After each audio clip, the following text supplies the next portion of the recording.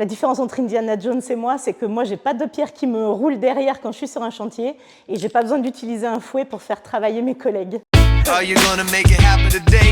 Or will you just settle for another delay? Come on, you gotta make it happen now. Come on, you gotta make it happen now. Sit.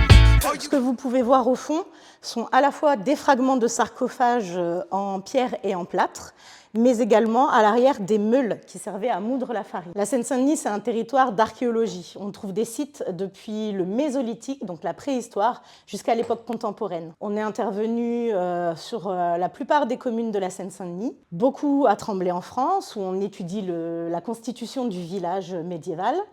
On est intervenu à Bobigny, où on a la plus grande nécropole gauloise à l'échelle européenne, fouillée encore à ce jour.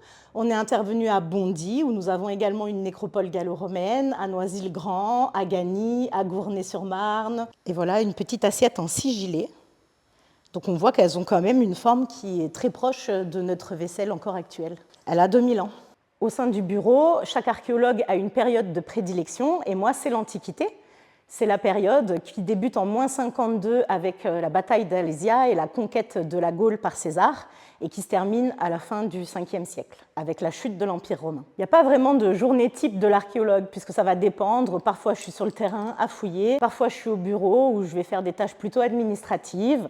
Je peux aussi avoir des missions plus scientifiques, donc de recherche, d'études des mobiliers. Nous avons aussi un rôle de médiation envers les collégiens du département que nous accueillons de manière régulière dans notre auditorium. Nous leur faisons découvrir l'archéologie du territoire et nous leur expliquons les différentes périodes et les différents sites que nous avons eu l'occasion de fouiller. J'ai eu la chance de faire un chantier au Blanc-Ménil où j'ai découvert un petit ensemble funéraire, des tombes de guerriers gaulois. Ils étaient une douzaine. Sur ce site, nous avons trouvé les sépultures de ces guerriers qui étaient donc enterrés, habillés et équipés de leur panoplie de guerriers. Et voilà une des fameuses épées du Blanc-Ménil. Donc l'épée est dans son fourreau. Ce qui est particulièrement intéressant avec cette épée, c'est que le haut du fourreau est décoré de petits dragons. On peut les voir ici. Alors tout à l'heure, on a pu voir des céramiques entières, mais quand on les découvre sur le terrain, elles ressemblent plutôt à ça. Ces céramiques sont comme des puzzles qu'il va falloir reconstituer. Et il y a un spécialiste qui s'appelle le céramologue, dont c'est la tâche.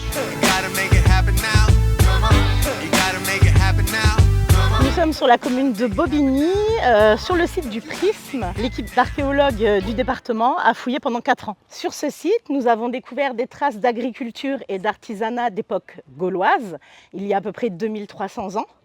Et nous avons également découvert des maisons gallo-romaines. Et surtout, nous avons découvert une voie romaine sur laquelle nous marchons, puisqu'après discussion avec l'architecte, il a été décidé de la conserver sous nos pieds. Nous avons fouillé ici sous le Prisme, mais juste la rue d'à côté, Marcel Cachin, ou dans l'enceinte de l'université Paris-Nord-Sorbonne.